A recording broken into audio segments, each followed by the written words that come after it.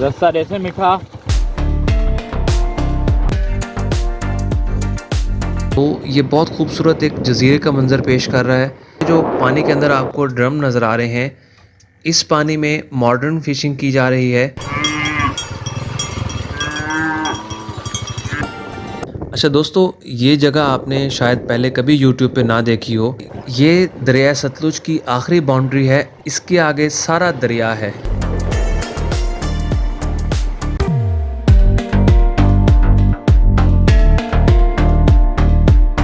इस जगह आबादी बहुत कम है।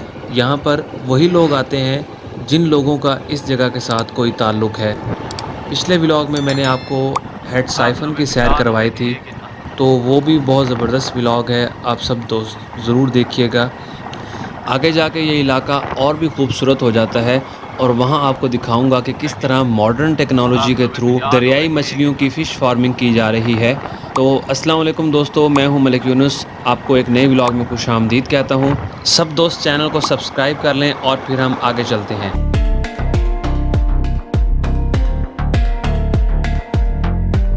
इस वक्त हम हेड साइफन से तकरीबन 5 से 7 किलोमीटर की दूरी पर हैं और कोशिश करेंगे कि जितना आगे हम जा सकें, जितनी मज़ीद जगहों को एक्सप्लोर कर सकें, वो हम इंशाल्लाह करेंगे इसी व्लॉग के अंदर।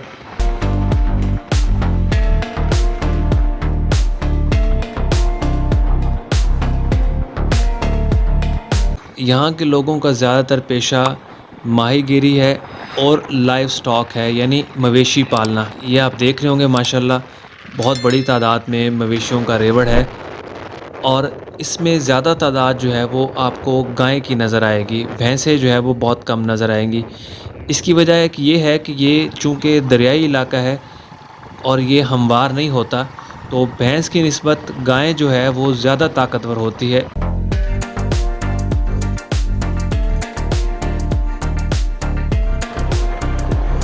और छोटे जानवरों में यहाँ पर भेड़ ज़्यादा पाली जाती है।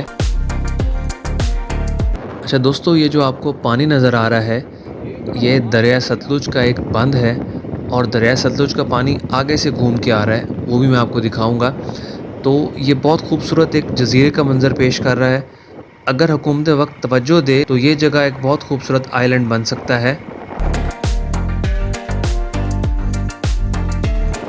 अच्छा दोस्तों, ये जो पानी के अंदर आपको ड्रम नज़र आ रहे हैं, इस पानी में मॉडर्न फ़िशिंग की जा रही है।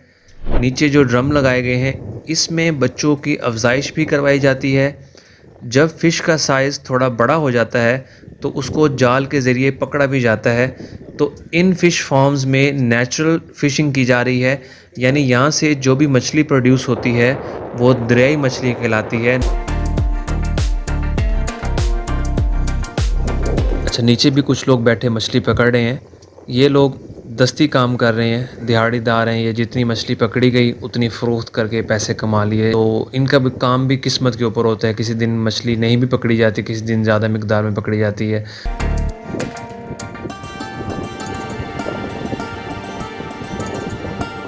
अच्छा दोस्तों, ये जगह आपने शायद पहले कभी यूट्यूब पे ना देखी हो, क्योंकि ये प्योर दरियाई इलाका है और यहाँ पर बहुत सारे यूट्यूबर्स और एक्सप्लोरर जो है वो आने से घबराते हैं।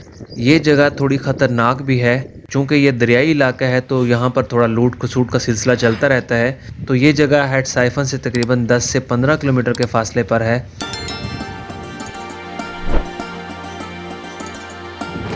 ये दरिया सतलुज की आखिरी बाउंड्री है, इसके आगे सारा दरिया है।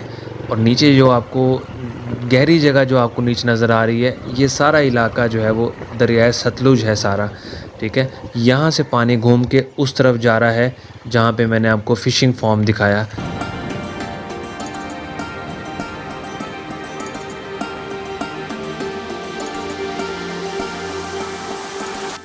वो उस तरफ मैं ठहरा था, वो दो दरख्त जो आपको नज़र आ रहे हैं उस तरफ मैं ठहरा था।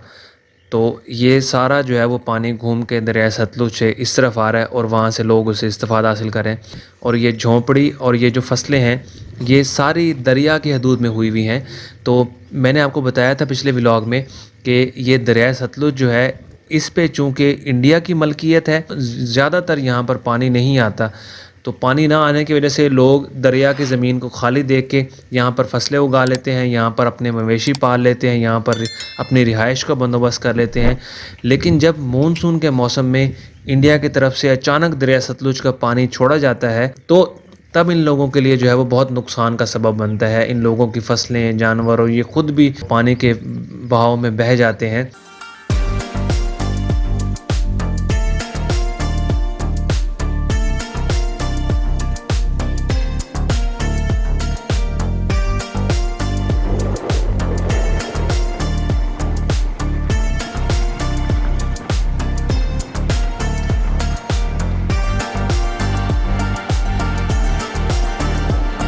रास्ता ऐसे मीठा। तो